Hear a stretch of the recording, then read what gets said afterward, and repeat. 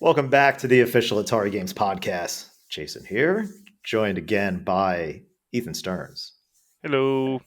and Shah. What's up, Shah? Hello. I feel like it doesn't matter. Well, welcome back, fellas. We were supposed to have a fourth, had some technical difficulties. We'll get her back another time. Just got to sort that stuff out before. But it's us. We're going to have some fun. Boys' night. Yep.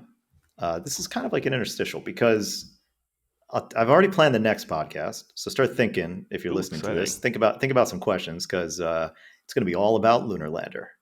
Oh, That's what Heard we're of that. doing. We're going to be talking Lunar Lander Beyond, which, if you haven't done so, go wish list that on your platform of choice.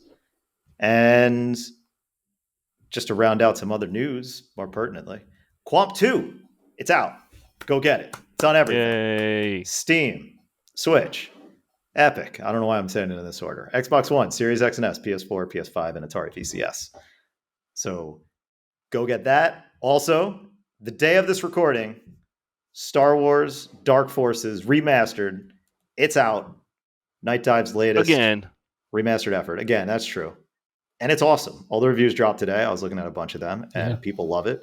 I mean, look, people loved Quamp as well last week. We're on a hot streak right now. Quamp was well received. Yeah. I love that game so much. I think it's such an interesting game. Like very simple mechanics, but it takes you on an adventure with just 2 buttons. It's pretty amazing. Yeah. Let's actually, you know what? Let's swerve here. Let's park here Oh, for we're a minute. swerving? Let's talk about Are we Quamp swerving for a or are we parking? Which one is it? We're swerving into a park. into We're it. doing like a Yeah. kind of Okay. drifting park. Tokyo Drift. Oh, yeah, yeah. Exactly. It's really cool looking. What was so you guys did a lot of the marketing of it, right? So it's good to have you guys to talk about this. What was the driving force in delivering? Like, how do you build a narrative around a game like that? We obviously talked a lot about the production with the Graphite team in the last episode, but how did you decide about making this framed as a sequel to Pong and that whole narrative? Like, what was the driving factor there? Well, we didn't really craft that narrative. That narrative pre-existed in that that's how the game starts, right? I mean, the original Quamp game and Quamp 2 both start in a game of Pong that you bust out of or you escape from, and then the story kind of progresses from there. So, I think that wasn't a major part of our marketing for a push for the game, but I do think that the larger games press and the community they like that narrative a lot, like especially with what Atari is doing recently and how we're really reaching back into the past to celebrate our old games, but then also trying to produce new games for the future. I think that it is a good representation of that, where it's like we're making a sequel to this game that feels relevant today in an interesting way, but also it kind of ties back to something we've been doing in the past. So I don't know. I mean, I think we leaned into it a little bit more after it started to get more attention when we first announced it, but it wasn't necessarily part of our campaign plan. I think, Sean, I don't remember how you feel about it. I felt like we were more focused on tone, I think, in the beginning, because the game has such an interesting tone about it, both musically and sort of, it doesn't, it's always moving at the same pace. So the game has like this almost like Zen state that you get into where you're solving these puzzles, you're moving yourself through this maze, and you have to kind of like stay in this Zen state. You can't like run it. You can't speed run it. You can't. It has like an interesting tone to it, and that was something that I think we tried to get across in like all of our early marketing materials and stuff like that. Yeah. Piggybacking off of that, I think for like my approach, definitely with the tone, and also like I thought of it as how do we market an indie game and not just like an Atari IP that we turned into an indie game? Because I kind of view this, I know it's like a sequel to Pong, like we were talking about, but I think it just separately by itself, it's such a special and interesting game that can just live by itself without the Atari connection. And so I think we wanted to do that justice as just like a really, I don't know, just this thing that can kind of capture you and really represents what indie gaming can be in the space right now. And sure, it ties back to Pong, but I don't really care much about that. I just wanted people to know that this game exists, and you don't really need to tie it back to any sort of specific Atari IP. So it was an interesting exercise going that way. Yeah, it's a tough one for something that's so simple. I guess the other source of that question was more like the sequel to Pong versus the sequel to Quamp. Yeah. Like, how do those two butt against each other for a game that is, it says Quamp 2, it's sequel to Pong, but it's really sequel to Quamp. It's like all things at once, right? Yeah, I mean, it is both Yeah. things, right? Because it's like the story from Quamp and Quamp 2, which is a very broad concept of it being a story, because there's no like actual dialogue or anything, but there is a bit of a story that is in the background of that game. That larger narrative across the two titles is this sort of sequel to Pong, this interesting alternative universe kind of idea of Pong. But the first two games actually do have a pretty direct narrative like flow, like the way the first game ends and where you go into this game, Right. and how this game ends. Definitely has like a flow through it. Not that you necessarily have to play the first game in order to enjoy the second, but there was something that Graphite Lab did when they worked on the game, really looking at the first title. Where does the second one start, and like how do they carry on like that experience? Narrative was part of that, so it definitely is. I think it's both. I think it's both a sequel to the original game, but also this sort of abstract concept as a sequel to Pong. Yeah, makes sense. So now that we're still pushing Quamp because it's so recent, but we're about to shift gears towards Lunar Lander, right? So what do you think? How much do you want to talk about this, which is lessons learned and plans for Lunar Lander's Well, I think marketing the plan? big thing is like for us, last year we had a lot of titles, and it made it hard for us to really celebrate each of those titles like one after another. And for us internally, like it's one thing, like that's our job. We get to work with games every day. Like we're incredibly lucky. It's a magical thing to be able to do. So we do. Of course, you get a little bit fatigued when you have lots of different things to think about and talk about. But I think we more thinking about like how do people or fans of Atari or people who are new possible fans of Atari or of our games, like making sure that we took enough time between each of those titles to talk about them, celebrate them, gives backstory about where they come from and why. And that's something that we did with Quamp. We also kind of did that with Pixel Ripped, which I was really happy with how we did that with Pixel Ripped, being able to really celebrate Arvory and talk about the franchise of Pixel Ripped, etc. Talk with influencers and etc. We were trying to do a similar thing with Quamp, and we'll do more. Well, like now that Quamp is sort of out, we'll start to see more stuff on a Lunar Lander, and as we ramp up, there's more there, and our titles going into the rest of this year, like Neo Sprint, for example, and other titles like which we haven't yet announced. That's our goal now, is to have more of that time to celebrate those titles one after another, and make sure we have that time to really talk about them and make sure people know what they are. Yeah, I think like building context is important. Like we have the space to do that now, like for Pixel Ripped. Where like Quamp 2 doesn't have a lot of context. You kind of just get it. There was a Quamp 1 and then there was Pong. Or Lunar Lander, there's such a deep history of that game and how it literally was like a genre defining title. There's a lot of stuff that we can talk about and we have been talking about in the marketing so that people understand like why we're making another one and why it's important that we preserve this kind of game and bring it to a newer audience. So we're giving ourselves the space to do that, which is, like Ethan was saying, a little different than what we did last year. Yeah. The interesting thing with Lunar Lander is that there have not really been other Lunar Landers, like specific games with the Lunar Lander IP. Like that just hasn't existed. It's funny, if you search Lunar Lander, there is a whole Wikipedia page for Lunar Lander as a genre, but proper noun, I guess that's the right way to say it, Lunar Lander, it's like kind of few and far between, where it's been a long time since there's been one that has that name. Whereas Pong, there's been a lot of Pongs. Like there's a lot of celebration, for example, for the PS1 version. Was it Pong the Next Level? I think that was the one. So there's it's a hell of a jump from Lunar Lander. I think it's going to be Did you see interesting. that bit on John Oliver's show where they did the Chuck E. Cheese Yes. coverage, and he talked about like all the different versions of Pong that Nolan made? I thought that was really funny. Like those are all that whole real. bit was awesome. Yeah, Yeah. he's amazing. I also love that bit of Atari lore, that the connection between Atari and Chuck E. Cheese. Which, fun fact, never been in a Chuck E. Cheese. Never been in one. No, you should treat yourself. We Yeah. have one near me, and I hate going to Chuck E. Cheese because it's gross inside. And I always tell my kids, like, they're like, "Oh, there's Chuck E. Cheese." I'm like, "Ah, yeah, it's a bummer. They closed that. It's in the process of closing." And they're like, "Oh, I see people inside." I'm like, "No, it's closed." You just I said had treat yourself, and then you said it's disgusting. It's disgusting. Well, Which you should treat yourself, Yeah. you know, Get to some the pizza. experience. But like, you know, when you have little kids and they're running around touching all this stuff and pulling like gum off the floor, it's kind of, I don't know, it can be kind of gross. oh, you mean like on Earth, where that happens? Yeah. I forget you live in New York City. I'm not Yeah. where that's what the world is. I had a birthday at Chuck E. Cheese. I felt like the coolest kid in the world. I think Yeah.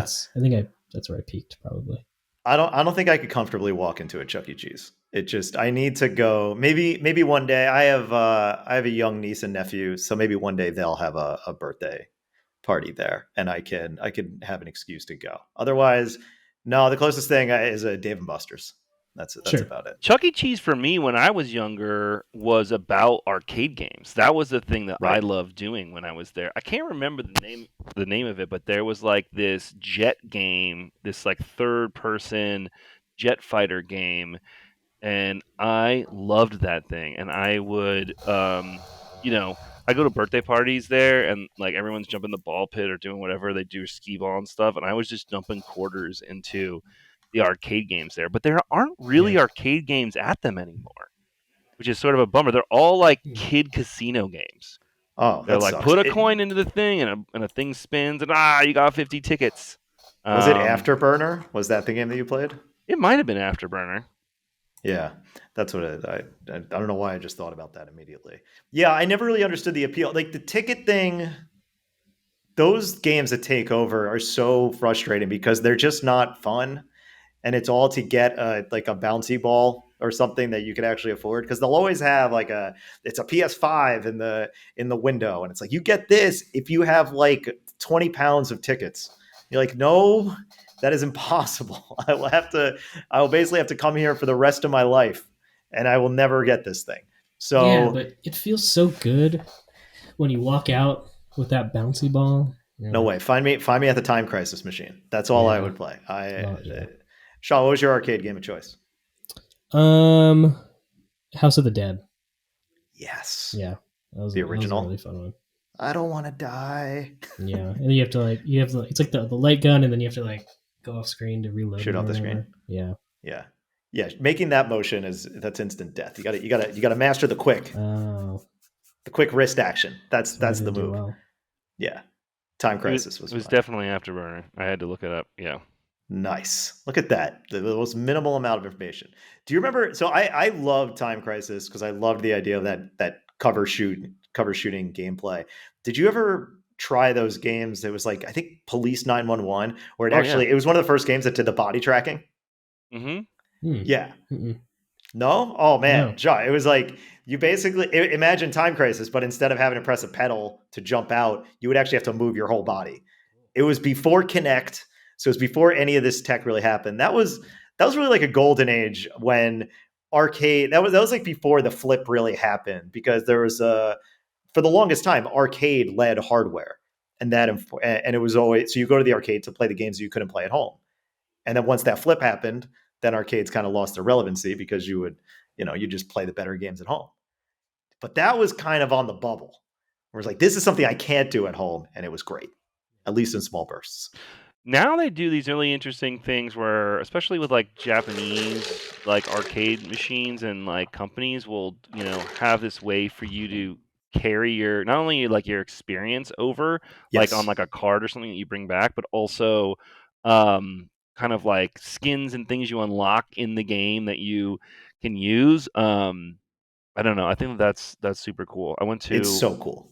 What is the name of that place that Sam loves? That Something one. player player one? I don't remember the name of it right now. But there's one near me, and Round one. round one. Going in there and watching people who are just super good at these like rhythm games, and they're just going there, but that's the thing that they want to go do. They go in and just like play that for 20-30 minutes, and they're so good at it. It's amazing to watch. Chunithm. Chunithm. Whenever I go to Japan, I always have to play Chunithm, which is it's a rhythm game where it's like this piano type thing, and it actually tracks your hands, be it on the ground or above, and it's just so good. I love rhythm games, so seeing this thing and jumping in on that, it was just so much fun. I couldn't get enough of it. And yeah, it always asks, "Hey, what's your account?" And then you have to go through all this stuff. It's like, "I'm a guest," I think, in Japanese. I could read the part where it says no. Right. Hi or EA. That means no. And yeah, just burned through all that. And it was great. Like I absolutely love that game. And that whole culture of arcade games in Japan still lives, and it's really it makes me kind of jealous. There's a few arcades here in the city, but it's not the same. And every so often they'll get an import game, and I'm just waiting to walk by one and see that game playable. And then you'll never see me again because I'll just be stuck in the Chinatown arcade or something. Yeah. Hopefully, it's not too noisy for you. It's right, yeah, that's true. I got my issue with Barcade. Too loud? It's just I can't. Am I going to do this here? Are we going to do this here? I have so many fond memories of my Pac-Man arcade, and I would like show up, and it was just as soon as you walked in the door, it's like ding ding dong, dong, dong, it's like noises everywhere, Chaos. like chaos, Absolute and then chaos. like finding my way through the arcade to find like the machine I was having there to play on, and then like posting up for a little while, and I don't know, I love that cacophony of noise and electric sounds and quarters going down, into Yeah, cash I boxes. I will say the last time I went was better than the time prior, and I think there is a balance. But yeah, there is something about it. It might even just be a mood thing, right?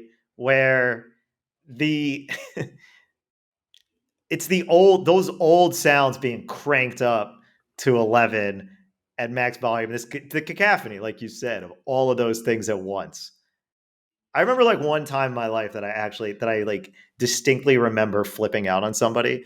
It was when it was back when I was working at GameStop in college, and one of my coworkers wanted to change the ringtone of the phone on the counter, and they were going through all the different ringtones at like full volume, and I just flipped. I just snapped after about 2 minutes. I just lost my mind. I was like, dude, you got to stop. You can't keep doing this. For the love of God, I'm going to lose my mind. And that was it. So it's kind of like that. That's somehow worse. But the arcade experience kind of gives me that kind of visceral reaction. I hear you. I hear you. Yeah. I haven't been to the arcade there in New York, so we got to go next time I'm in town. All right, so let's just go. Or I'll just go with JK. You're gonna leave me. If you don't want to go, you're the one who said it. You have a hard time with it, so I don't want to drag you into an experience you're not happy with. I'm always down to hang. It is around the corner from that burger place from Paul's. Oh yeah, there's one right there. That place, right around the corner from Paul's. And the burger joint. Play NYC. Shout out. That's right. Shout out to Play NYC. Shout out. Yeah. Not Play NYC. Video Games New York. That's what I was thinking of. That's right. Play NYC is the convention that we were in. That's a different thing. Yeah. Shout out to Video Games New York. That shop is unbelievably amazing. Yeah. Yeah, it's great. I also love the amount of wood they have. I feel like if you want to complete a retro aesthetic, there has to be wood. Like right, wood but the wood has to be like cabinets. Completely worn down on the sides to the point where everything's just smooth. Like you've been like grabbing at those video games so many times for so many years that you've just like worn down everything around it. Yeah, wood paneling needs to make a comeback. That's okay. It needs to come back. Look, I wrote this question here. It was actually going to be the warm-up question. All right, let's warm up. But it is relevant for today. So at the day we're recording this on February 28th, Star Wars Dark Forces Remastered just came out. And I want to know, what's your favorite Star Wars game? Shah, why don't you go Oh. first? The OG Battlefront 2. Wow. That's a good one. I put a lot of hours into that on PC. There was not even just like the online multiplayer, but there was like actual like story mode in that game where you could play through different events in the movies because it cool. spanned like the original trilogy and the sequel trilogy or the prequels. Sorry. Yeah, fantastic. I put a lot of time into that game, and I'm excited for the Switch versions to come out. Yeah, you must have popped off. It's coming out for everything. It's not just Switch. Great. The remasters. Love it. I still have the disc somewhere at home. Nice. So when you get the remaster, what are you jumping into first? Are you going to jump into a skirmish, the campaign? What are you doing? Honestly, I might play through the campaign. That's what I do with all these kinds of games. Play through the campaign first. Be a Jedi. Do all the fun stuff. Cool. Because I was hearing somebody talk about this game, and I guess there's like the scenario building mode where you could have these like basically these battles that would last like over an hour with all bots and things. So yeah, it sounds like that was a big hook for people. Like, and that's why it was so easy to put in so many hours into the game. Yeah, I put in a decent amount of time into the new EA version when they put out the like Star Wars Celebration version with like everything. Right. That was fun, but it didn't capture that same magic. Right on. Ethan, what about you? I'm not a huge Star Wars person. Okay. I say that because I feel like there are people who are like Star Wars is life for them, and I'm just casually enjoy Star Wars, and so I feel like, although I do have Star Wars stuff in my background here, I've got my Boba Fett, Nice. Evil Knievel, who is playing the Food Fight arcade game here, and then and he's fallen over, and then I got this hit the jetpack, Boba. Stormtrooper guy. Oh sure, Nice. yeah. Which is kind of cool. I got this as a gift. I do have Star Wars stuff in my life. I'm just like not I don't know. I have Shadows of the Empire was like a N64 game that I remember playing. I know it. N64 launch title. Yeah. I think I actually have it right here.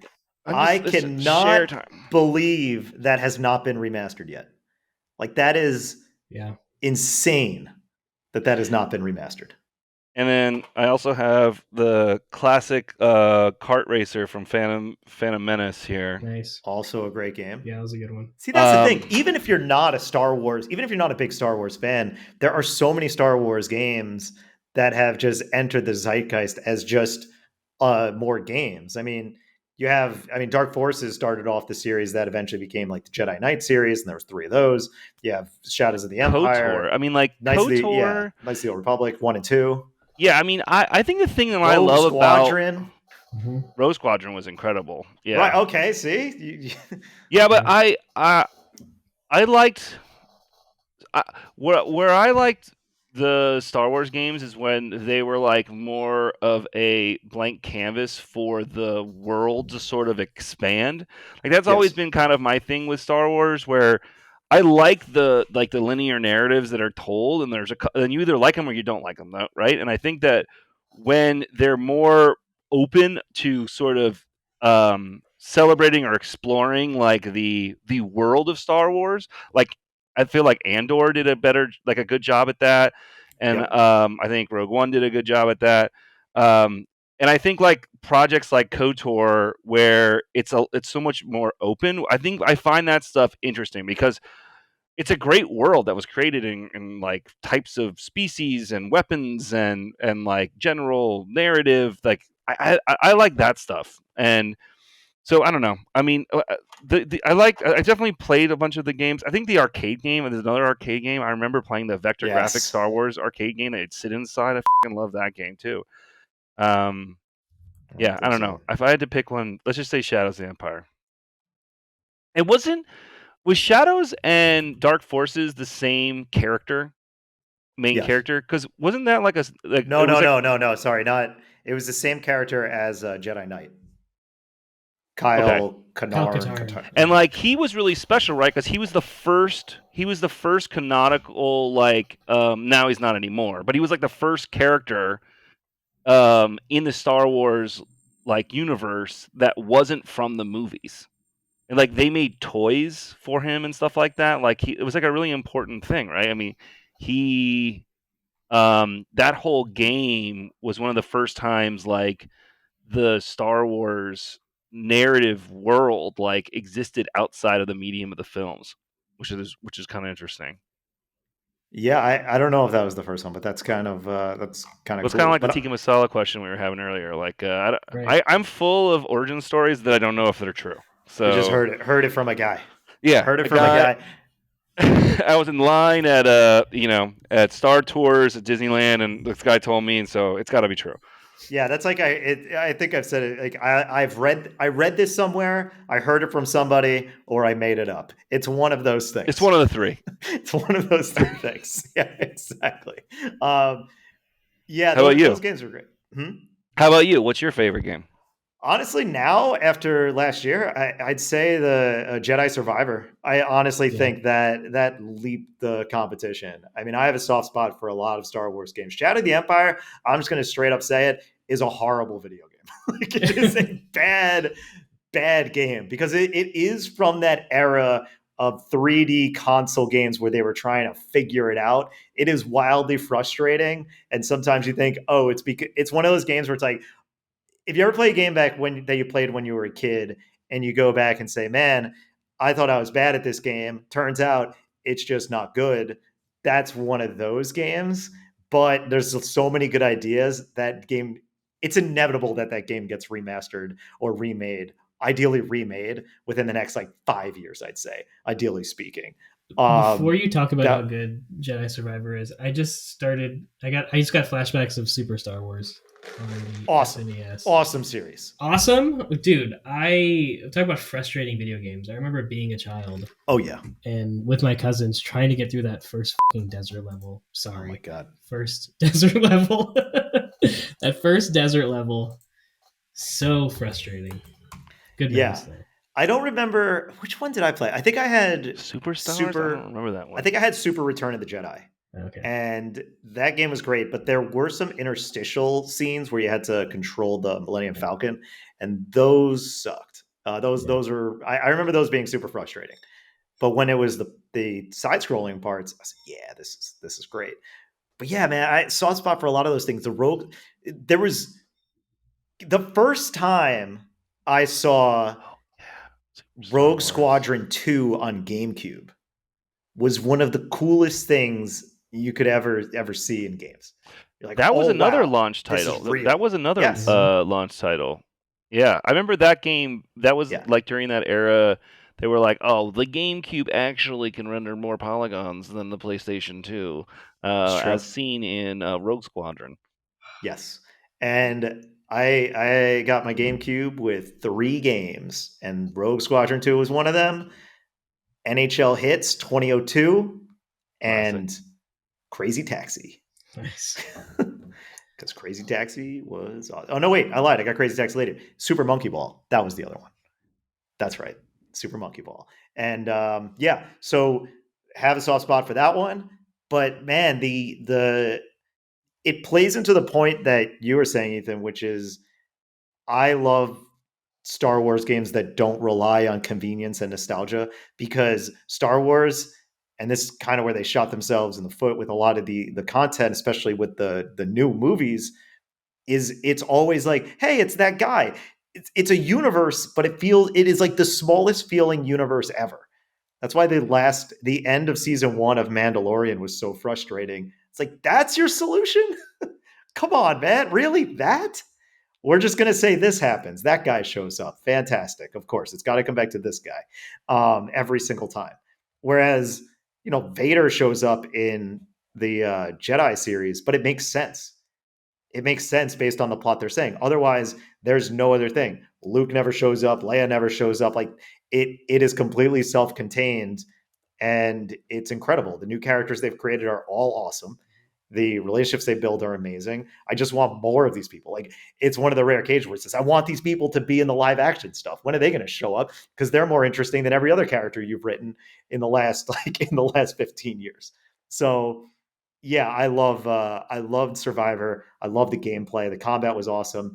I was fortunate enough to not get a lot of the bugs that people were seeing.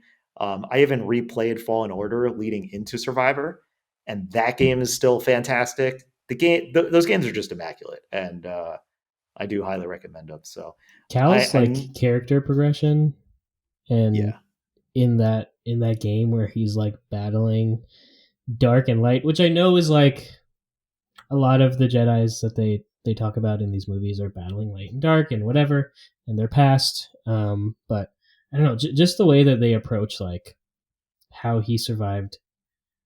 Spoilers if you haven't played this game, survived Order 66, and like you know trying to like he has survivor's guilt right throughout the entire game. It's all about survivor's guilt and like how he deals with it while trying to rebuild the order and help his friends and destroy the empire and all of these like grand fun things that you get to play. Like just him as a character is, I think it's such an totally. interesting personality that's in Star Wars now. And I like the way that they play with the rules Yeah. of it, because Last Jedi, I like Last Jedi. I don't know. I guess that's a controversial opinion. Last Jedi was made worse by Last Jedi falls to the same fate of The Matrix Reloaded. What I mean by that is a movie that ends on a cliffhanger is only going to be as good as the follow up to that movie. So when you have like the Matrix Reloaded was actually not bad as a standalone, as a setup, but the sequel is so horrible and dropping the ball that it just made that whole setup pointless. Whereas, and then with The Last Jedi, they introduce this really interesting concept where it's like, hey, anybody could really be a Jedi, right? And they kind of rewrote those rules versus the thing that everybody hated about the midichlorians thing, right? Mm-hmm. And then they undid it by being like, oh, by the way, she's that dude's granddaughter. You're like, gross. I don't even want to think about how that happened. Like that's horrible. That's the direction you went in.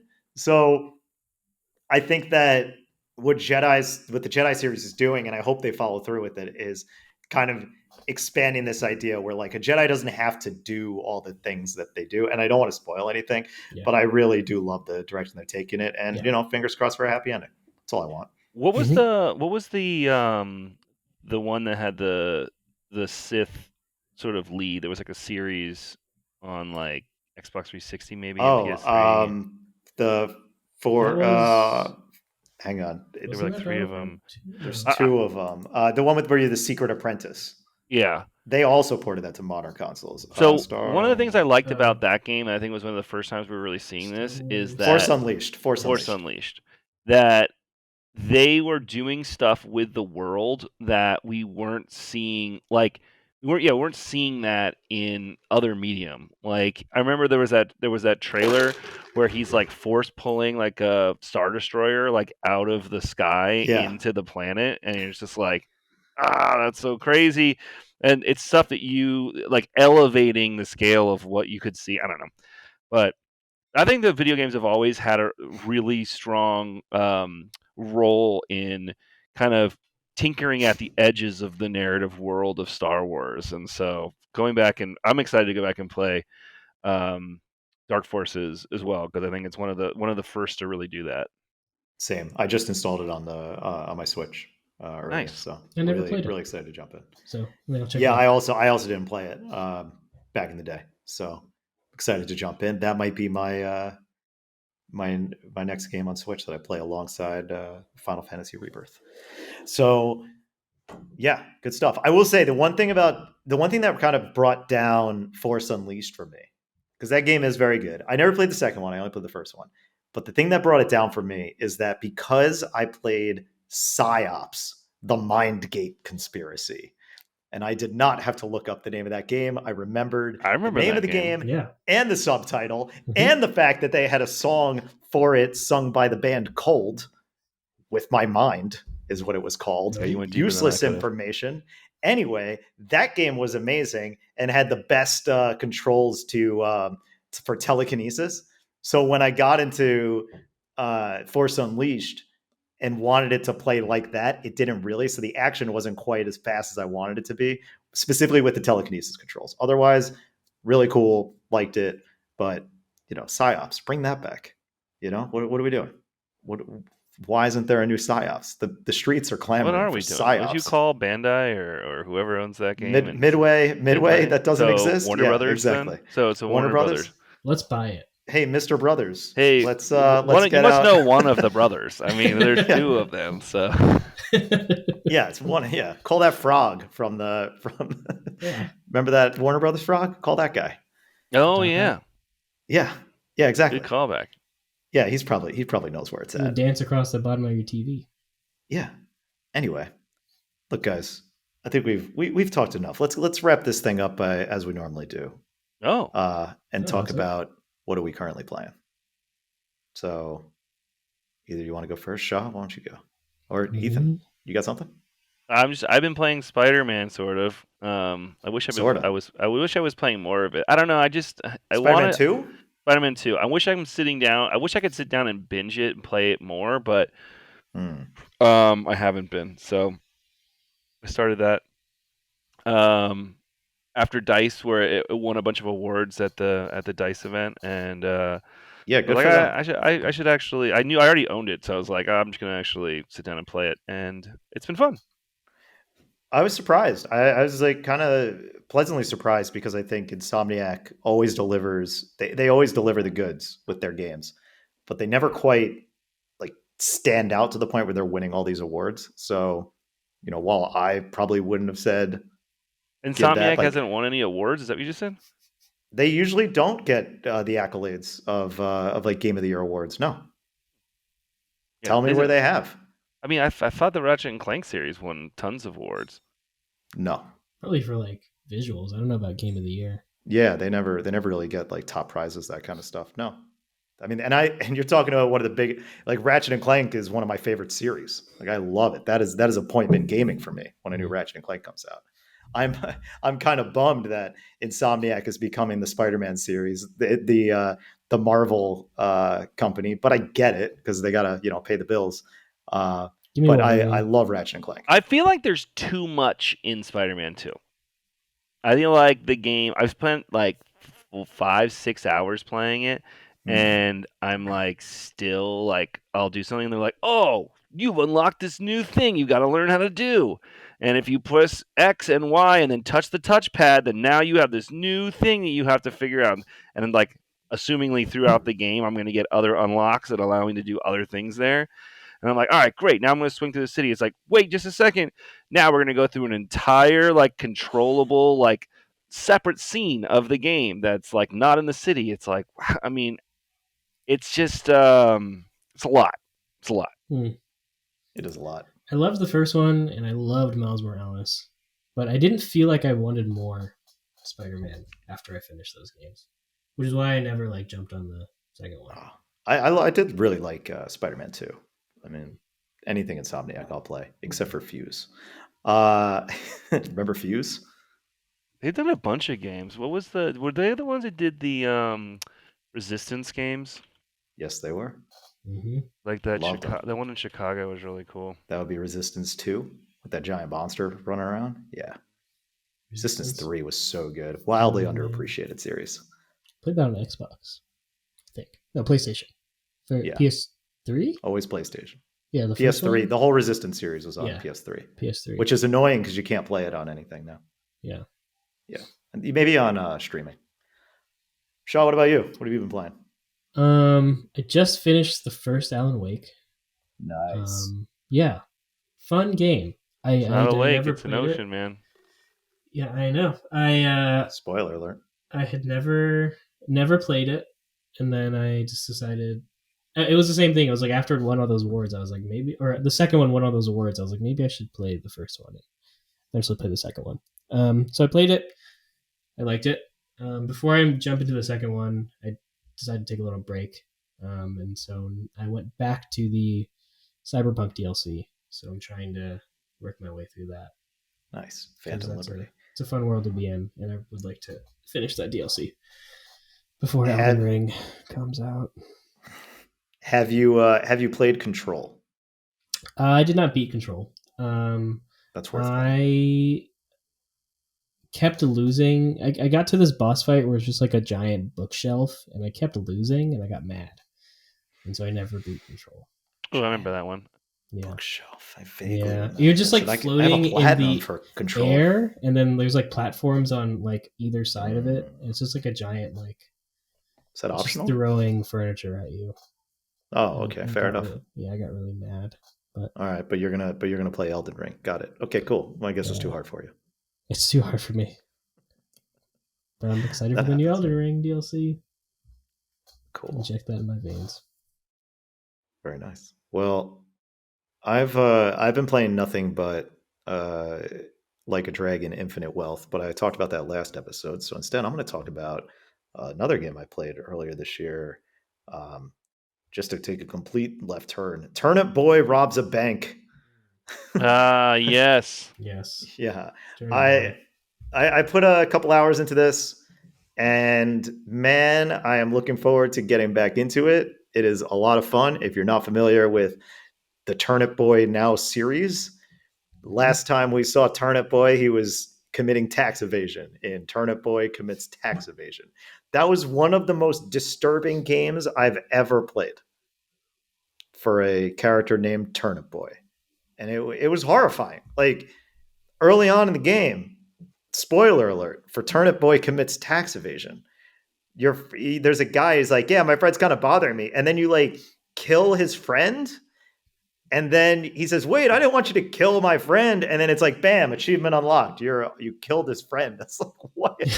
What? It does stuff like that. It is absolutely bonkers. And that is more of like an adventure game where you go around, you talk to people, you commit tax evasion among other crimes. And this is kind of a sequel to that. And you're the same Turnip Boy, but it is a roguelike dungeon crawler where it's a roguelike, it's kind of like an Enter the Gungeon type thing where you go in and you're constantly going into this giant bank and you're robbing it. And you you like shake people down to get their money. And then you're going into vaults and and you continuously get further and further and further into this giant bank. So the writing is hilarious. Gameplay is fun. It's pretty simple. Uh, it only runs in 4x3, so it runs pillar boxed, which is kind of odd, as that was a choice. Um, but I'm looking forward to playing it. It's one of probably the most obscure games we'll ever talk about on this podcast. But I think it might resonate, especially with with the retro crowd here, because it still has that pixel aesthetic. So yeah, Turnip Boy. We'll see what kind of other crimes he gets into along the way. But it's always there. I think this could be done in a good way and a bad way. When you have these very cute looking characters that are delivering the most insane, dark, twisted lines. And this is one of those games that does it right. Where you see Turnip Boy looking all cute and cuddly, and then it's like, yeah, remember the time you like assassinated this person? And he's like, yep, That was cool. me. Yep, I did that in the last game. Definitely remember doing that. So yeah, check that out. Nice. Shout out to Graffiti Games. They put out some weird stuff. What else? What else do they have in their portfolio? They brought this game called Blue Fire. I think that was like a. Oh, they did Blue Fire. Yeah, it was like a Souls. I think it The was game like was great. Yeah. The game was really good. Yeah. Yeah, I played that on Switch when it came out. Same team? I don't know if it's the same Graffiti team. Games is more of a publisher, aren't Yeah, they? they're the publisher. Oh, it's a publisher. Okay, got it. Yeah. I was gonna say, yeah, Blue Fire, really good. If you're looking for a like a platformer, Souls like. Yeah. Well, hey guys, look, thanks for joining. Appreciate it.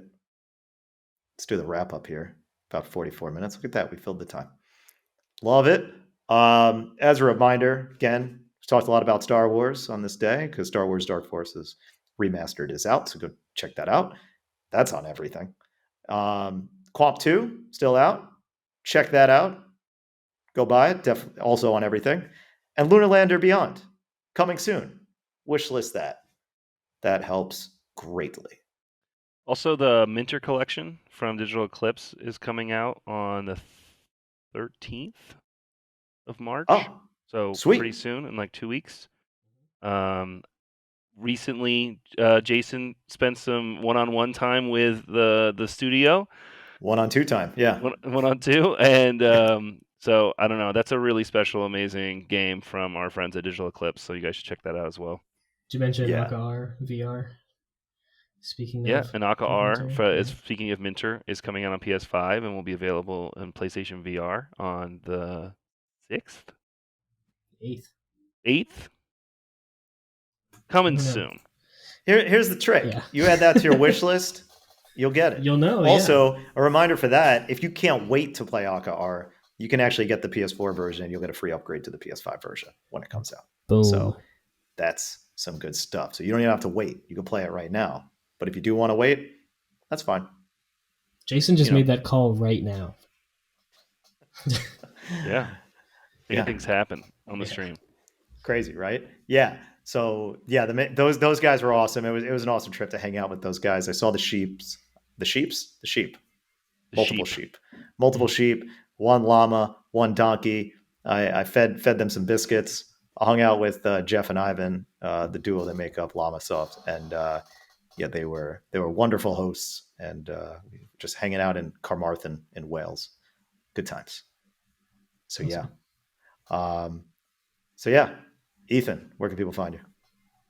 Oh, you can find me right here in this front of this camera all day long, every day, or on Twitter at edoglost. I'm out there. Shah. Yeah. You can find me on Twitter, TanConMan, where I talk about how great Atari is and all of our great games. That's right. Follow me on Twitter /X at Jays of Doom.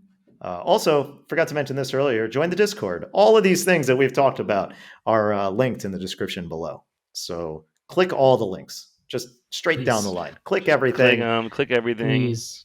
Click everything. Do the action button. Click the follow if you haven't done that. Click the join if you haven't done that. Click the wish list if you haven't done that. Yeah, hey, our Discord's fun. We give away games. We have contests. We're going to do like a trivia night coming up soon. So get in there. It's a good time.